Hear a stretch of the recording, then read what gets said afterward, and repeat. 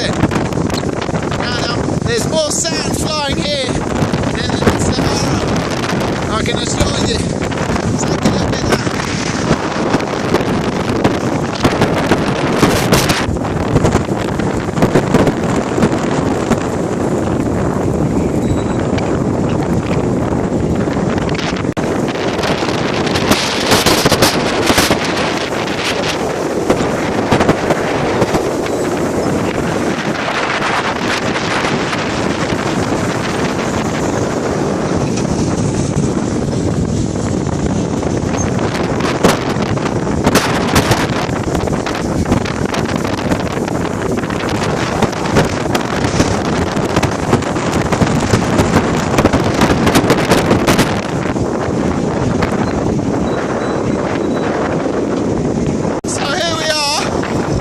Of a gigantic sand dune which was in the middle of the jungle,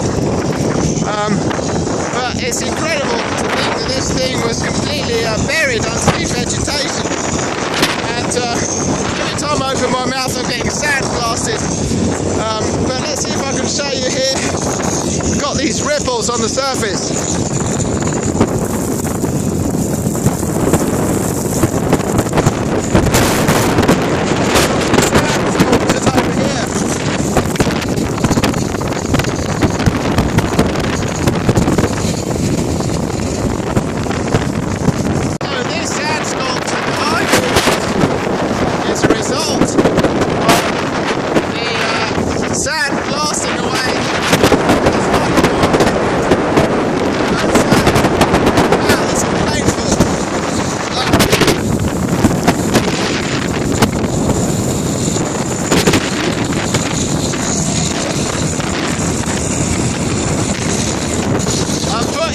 To stop the sand getting in my ears.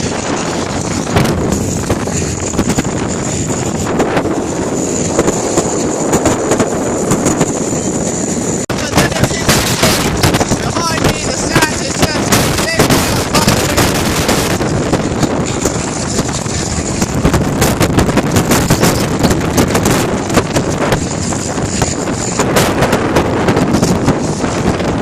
incredibly inhospitable terrain right now.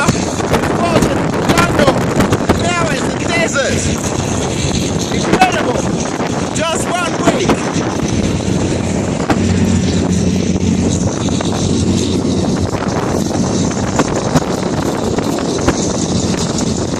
When we started this project, I told them that it would be a very bad idea just to strip all the terrain, all the trees off the top of the terrain, because I was pretty sure this was going to happen.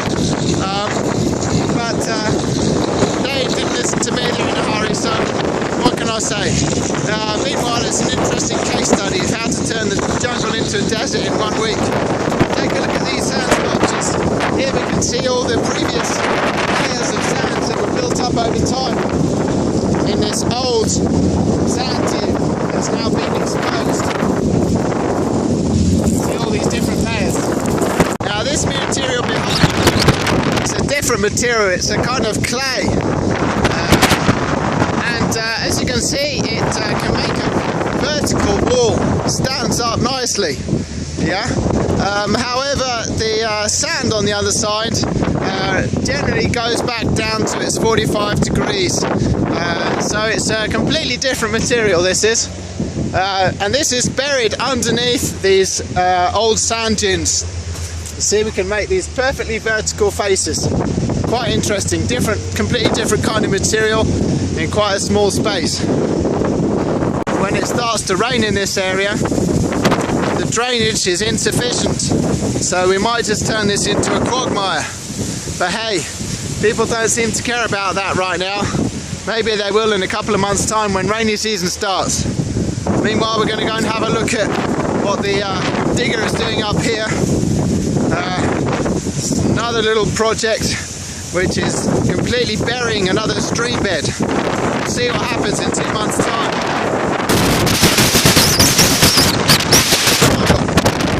Now that's a problem, because later on this same soil turns into very liquid mud.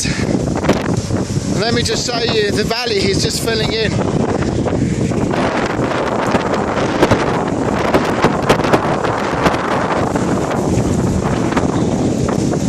So down in this valley, there is a little tiny stream, but you're right, it hasn't rained here for over 6 months.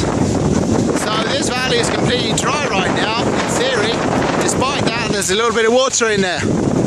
So we'll have to wait and see what happens in winter time when it starts raining. It'll be very interesting. I did warn them to put a French drain in, but they don't seem to be interested. Meanwhile, here's an armadillo hole.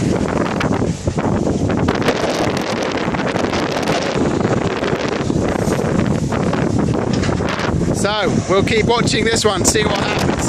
Right, we're going to go and have a quick look and see something interesting that's happening over the other side.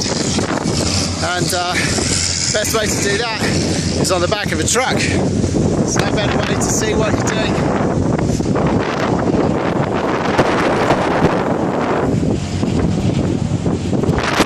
Now over here at the bottom of the valley, we've suddenly struck water, which is never a good thing, because we want to try and keep this as dry as possible.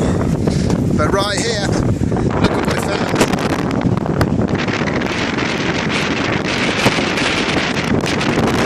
Now, I told them that this area had lots of water in it, and this is dry season. So what's it going to be like in wet season? That's my question.